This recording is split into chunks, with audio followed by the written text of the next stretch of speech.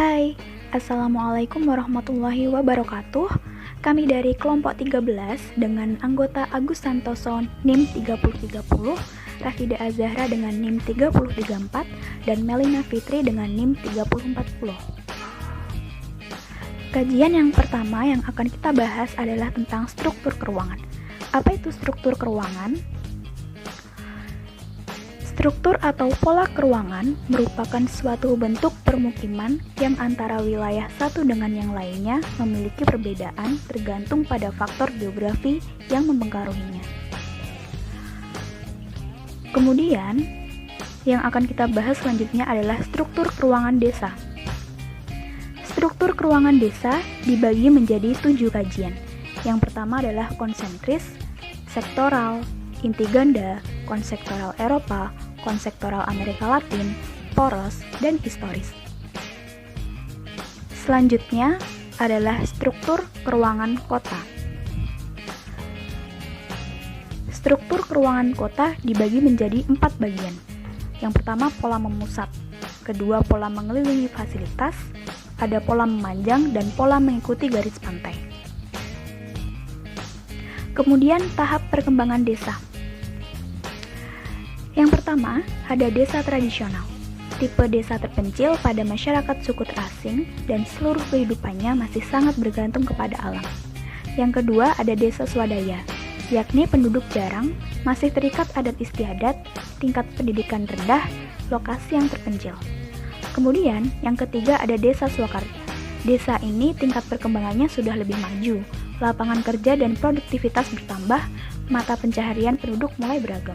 Lalu ada desa swasembada, yakni desa sudah maju, lokasi berada dekat dengan ibu kota, jauh lebih modern, adat istiadat sudah tidak mengikat, dan mata pencaharian yang beragam. Kemudian tahap perkembangan kota. Yang pertama adalah perkembangan horizontal, di mana daerah bertambah, sedangkan kuantitas lahan yang terbangun jumlahnya tetap. Yang kedua adalah perkembangan vertikal, di mana daerah pembangunan dan kuantitas lahan yang terbangun tetap, sedangkan ketinggian bangunan bertambah. Kemudian perkembangan interdigital, artinya daerah dan ketinggian bangunan rata-rata sama, tapi kuantitas lahan yang terbangun bertambah. Selanjutnya yaitu materi ketiga dan materi keempat. Materi ketiga terkait dengan pola interaksi desa dan kota, sedangkan untuk materi keempat yaitu terkait faktor-faktor interaksi desa dan kota. Interaksi wilayah dapat diartikan sebagai suatu proses hubungan timbal balik yang saling mempengaruhi antara dua wilayah atau lebih, yang dapat menimbulkan gejala, kenampakan, atau permasalahan baru baik secara langsung maupun tidak langsung. Zona interaksi desa dan kota menurut Bintarto dibagi menjadi 6 bagian, yaitu sebagai berikut. Rumus hitung interaksi wilayah dibagi menjadi 3, yaitu sebagai berikut.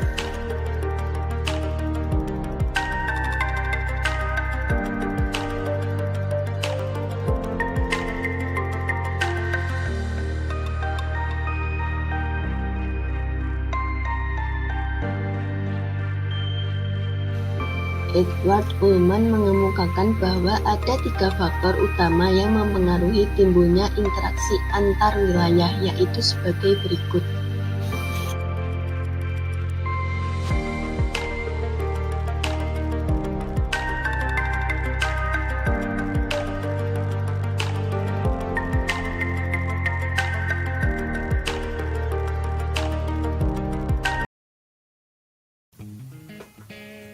Selanjutnya adalah upaya pemerataan pembangunan di desa dan di kota. Berikut upaya pemerataan pembangunan di desa dan di kota. Lalu, bagaimana ya dampak dari interaksi desa dan kota?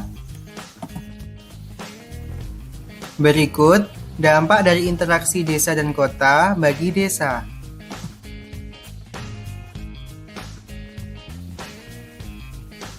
Adapun dampak positif dari interaksi keruangan desa dan kota bagi kota adalah sebagai berikut.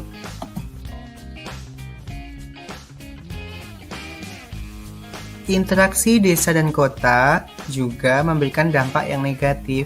Berikut dampak negatif interaksi desa dan kota bagi desa. Sedangkan dampak negatif dari interaksi desa dan kota bagi kota adalah sebagai berikut.